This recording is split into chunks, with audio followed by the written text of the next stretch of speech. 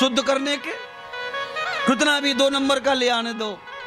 जैसे गैया के मुंह में जावे, किसी दुखी के गरीब के मुंह में जावे, धन शुद्ध हो तो चले जावे।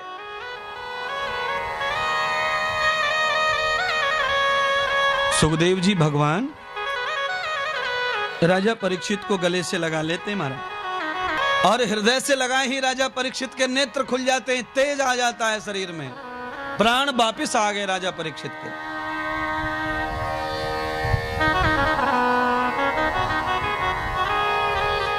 तेज लौट आया, राजा को जल पिलाया गया, आचमन कराया गया। प्रक्षितम यदोन हुस्तायाम प्रक्षितम मुखमंडल, मुखमंडल पर जल छिड़क करके आचमन कराकर कहा राजन बैठो। गुरुदेव ने आचमन करवाया और बिठा दिया राजा को, और बिठाकर कहा यदम मंत्रो प्रवृत्ति ही, मंत्र धारण करो। डॉक्टर ही समझता है कि मरीज को एडमिट करना है कि थोड़ी सी दवा देके घर भेजना है। जो सच्चे गुरु हैं वो जानते हैं चेला को घर रखना है कि वापस भेजना है। राजा परीक्षित को समझ गए गुरुदेव, एडमिट नहीं किया तो ये मर जाएगा। इसीलिए गुरुदेव भगवान ने राजा को स्वयं ही मंत्र दान किया, दीक्षा दान की। राजा को कुछ भी समझ नहीं रहा दीक्षा क्या होती है, मुझे लेनी चाहिए कि नहीं लेनी चाहिए। सारा जीवन बेकार है। हिंदू होना कलंक है अगर हमारे जीवन में सच्चे गुरु नहीं आए तो।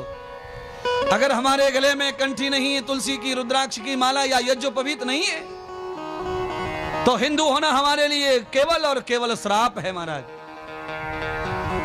हिंदू होने का सम्मान पूरे विश्व में सबसे ज्यादा हिंदू होने का गर्व है, और वो इसलिए है क्योंकि सिर के ऊपर चोटी है, माथे पे तिलक और गले में जनेऊ है। ऐसी संस्कृति पूरे विश्व में किसी को भी प्राप्त नहीं है।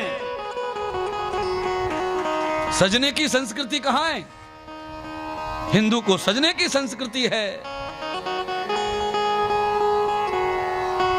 रोज चोटी में कंघी लगावे और गठबंधन करे, रोज ताला तिलक करे, यज्ञोपवीत को रोज प्रक्षालन करे।